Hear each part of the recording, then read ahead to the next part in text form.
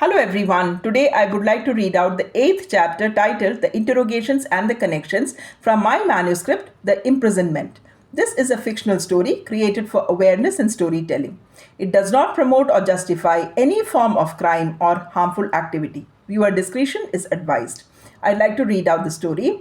Archana returned to the guest house and keenly waited for the next day. It was a day of the interrogation of both the criminals by senior authorities, Mr. Sriram Malik interrogating Samir and Miss Pallavi Mehta interrogating Anamika. Both were fearless officers, not scared of any bureaucracy, power, or criminals. Darshan was working on the logistics and improvisation of his plan, trying to see how he could improve it further. He wanted to offer more than he had initially proposed. A few approvals were still pending for the renovation of the prison. He remained busy with those formalities in the days that followed, while Archana completely immersed herself in Anamika's story. Samir was nowhere on her radar except for one reason. She often questioned herself, how can people market such concepts of fear so easily among ordinary people and keep them on the edge all the time?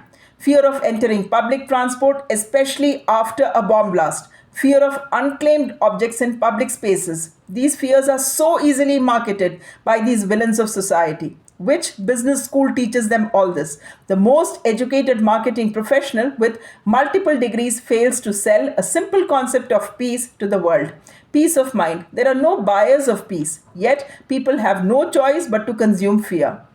I hate Samir, she said to herself, but if there is something I would like to learn from his life, it is how he mastered his trade so well. How did he keep so many people under his control through fear?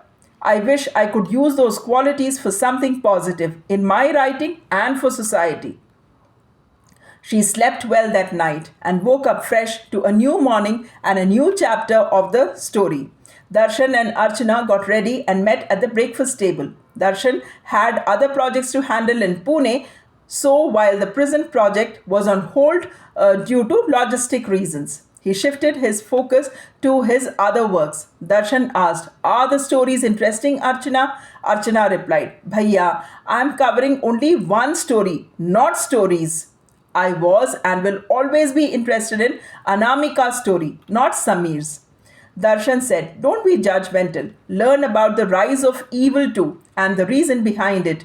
It will help you write a better story. Archana responded thoughtfully, Bhaiya, I am not sure how much access I will have to the lives of Anamika and Samir. Maybe you're right. I must also understand the rise of evil. I did some research into their lives before beginning Anamika's story. Since their stories are interconnected, I had to study Samir's life too. Surprisingly, Samir was born nearly 60 years ago into a family of beggars, the kind we see outside this jail.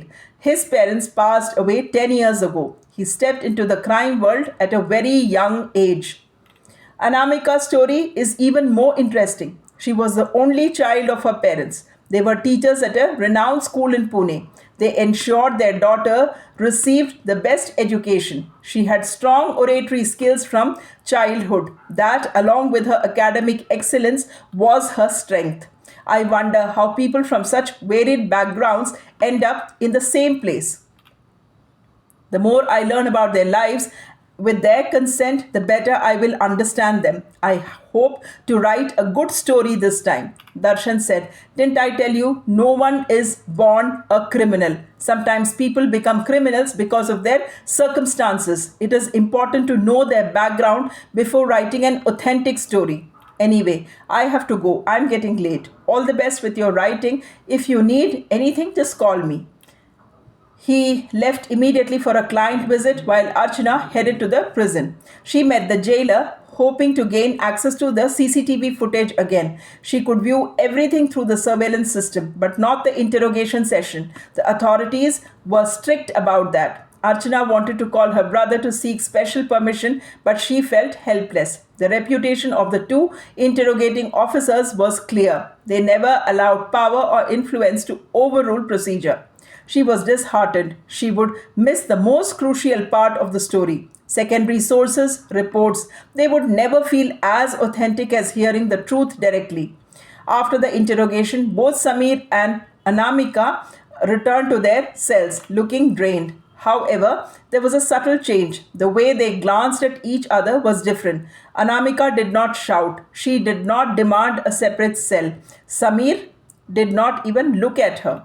He seemed to have lost all his battles in life and now only wanted an end, smooth, swift, and as if he was willing to go to any extent to negotiate for peace in the last days of his life. Archana felt guilty. She was covering their story without their knowledge. She requested the jailer, "Can you please speak to them and get their permission for me to cover Anamika's story? I will reveal only what she wants revealed. The rest will remain confidential. Confidential. Please help me meet her once." The jailer noticed her sincerity and assured her he would try. But it would require approval from the two interrogating officers as well. It was a day without hope for Archana. She returned to the guest house, waiting for Darshan to come back so she could share her experience with him. That's all for the day. Do let me know your thoughts about this chapter by writing in the comment section. Thanks for watching and thanks for your time.